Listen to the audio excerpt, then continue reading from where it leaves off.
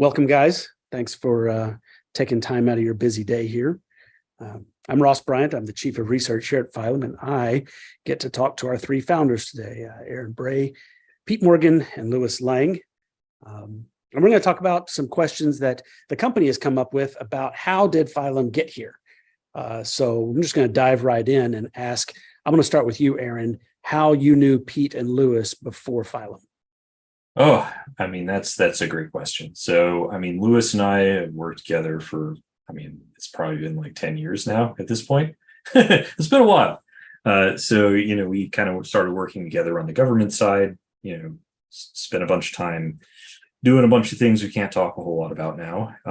But then, we both ended up leaving to go work at Sony after that. So I ended up leaving a little before Louis did, and ended up tempting Louis away from, behind the door where, you can't have cell phones and you don't have any office windows and all those sorts of things.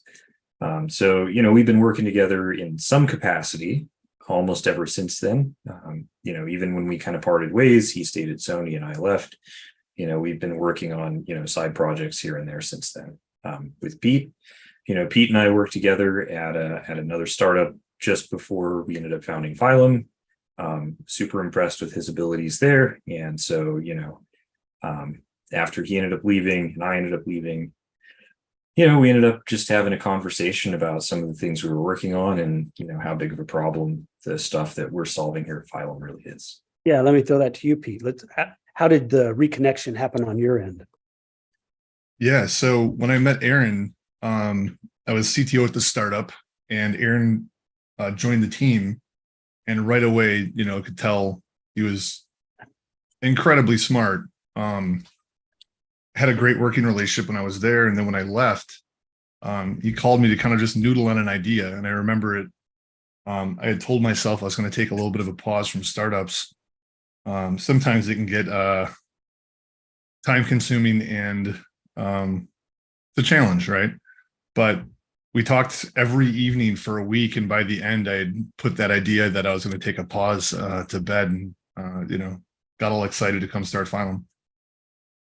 Okay. And Louis, how did you enter into this idea of sort of what ultimately became the idea behind Phylum? Aaron and I worked on a contract while we were at Sony for one of the government agencies that's kind of focused on this problem.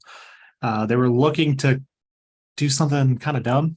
What they're asking to be done was just not really how it should be done. And so we determined that there was kind of an opportunity here and started building a POC off to the side, and actually hopped on an airplane right as COVID was kicking off to go meet up with Aaron in DC. And we spent a couple hours in a random Airbnb hacking away on what became Phylum well into the early mornings of this large Airbnb that Aaron had out there. So, and that ended up being the basis for the entire operation, essentially. Okay, along those lines. So at what point did each of you come to the realization, I'll start with you, Pete. What point did you come to the realization that I need to leave what I'm doing and I need to go start Phylum? I need to do this. Yeah.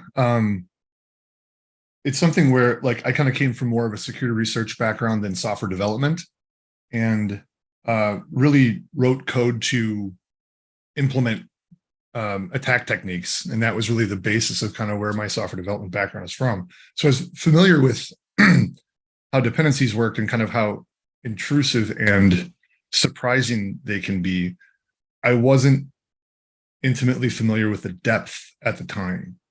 And even just over the course of that week when I was talking to Aaron originally, going deeper and deeper and deeper, I kept getting surprised.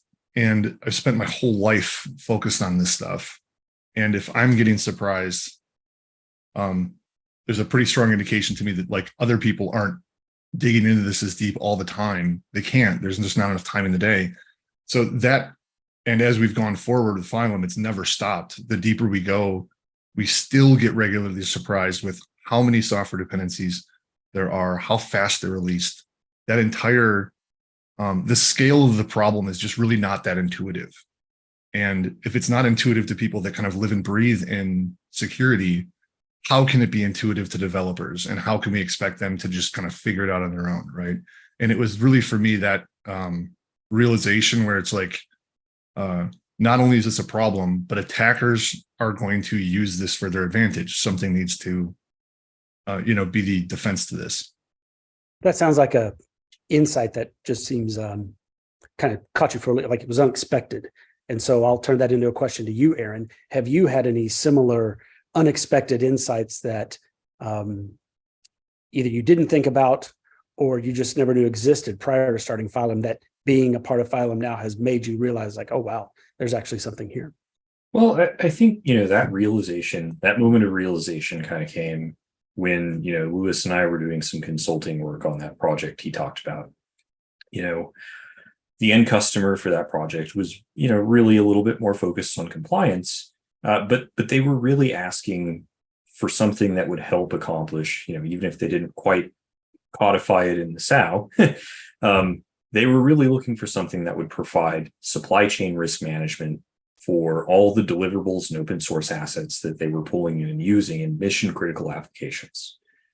And, as we started really working on that project, part of that endeavor ended up, being us kind of looking at what the state of the industry was, like what commercial COTS solutions, commercial off-the-shelf solutions exist to solve some of these issues. And there was just a huge gap right around the whole vector of software supply chain and risk management. Like it didn't exist. And, at the time, well, is this a broader, something that's more broadly applicable to the market, or is this only something that government users, working on this specific little niche thing would care about? Yeah. And, over the next couple of years, I started paying close attention to really incidents around the open source ecosystem and open source authors, maintainers, and users. And you could almost draw like a regression line over time where, you just started to see more and more bad things happen. And you could see that more and more bad things would probably happen in the future. And it's just been incredible to see, the pace at which bad things have just continued to occur in the open source ecosystem. I think, back when we really started monitoring things actively, I mean, you probably remember yourself, we'd be really excited to find a couple thousand things in a month. And then, look at Q1 of this year, almost 1 in 3 of all the packages we looked at that were published in the open source ecosystem were either malware or spam. It's been incredible to watch. Yeah. So same question to you, Lewis. Unexpected insights that you've had over the past 3 years and change. Probably how unprepared all the open source registries seem to be. There's no defenses to any of this. It's kind of a Wild West, like they'll publish whatever I want, whenever I want. I think the biggest unexpected thing from that is the volume of malware. We turn the thing on. I expected to get handfuls of, packages trickling in that were known malware. And it is a deluge of malware daily. And that's kind of unexpected. I think the other element I think that's a little interesting is, being able to find a couple of the groups that are responsible for this malware, sitting in their Discord channels and seeing them communicate.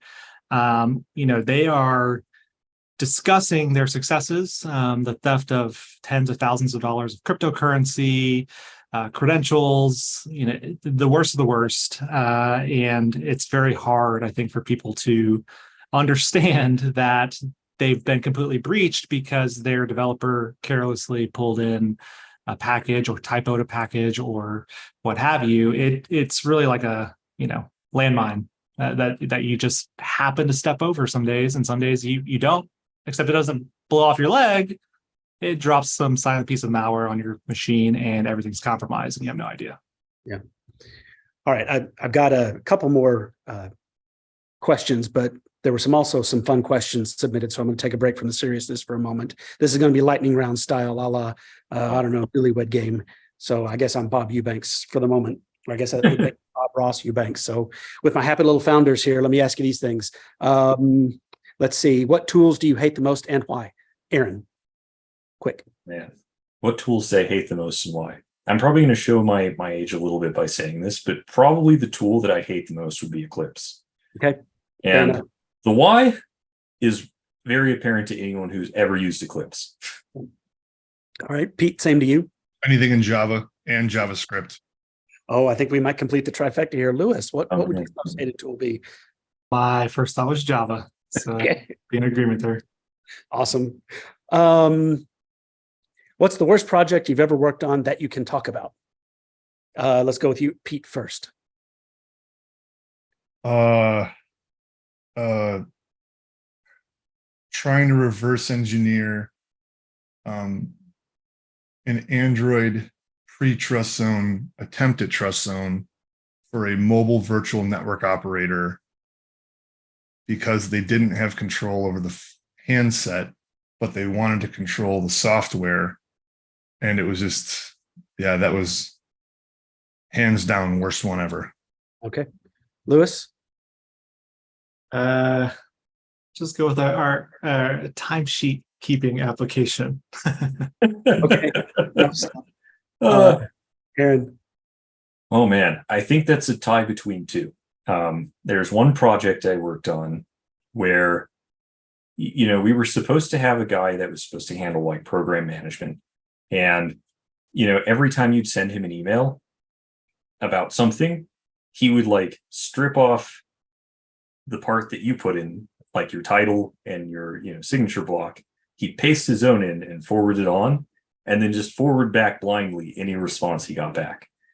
And on top of that, so the requirements for that project shifted every 2 weeks. And in order to stay ahead of the fact that they would shift every 2 weeks, I would have to go look at like the SharePoint site to try and figure out what things were being presented to the customer. So I wouldn't find out about them like a week after they'd been presented to the customer, a few days before they were supposed to be delivered to the customer. The other one was a security audit I did a while back.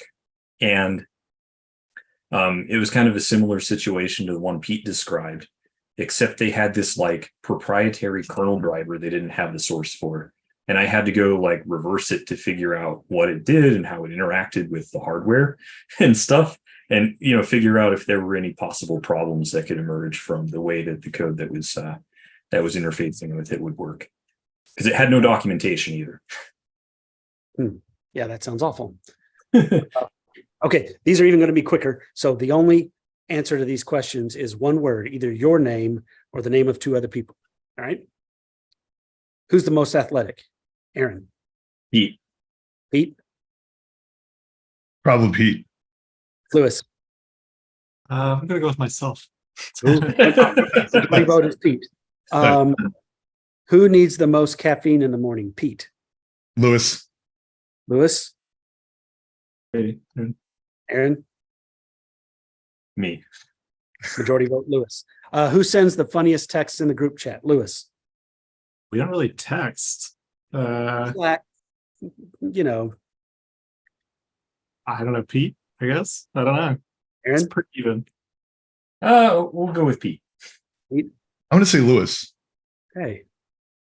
All right. Who would survive the longest on a desert island? Lewis. Not me. Probably Aaron. He lived in Alaska. Aaron. What was it? Oh, me. I'll go with Pete. Okay. And Pete. No, Aaron for sure. All right. Majority vote Aaron. All right. Kind of segueing back to some more serious questions, but still kind of a fun one. Who wins a hacking competition amongst the three of you? Go. Me, because I already have implants on everyone's machine. Nice.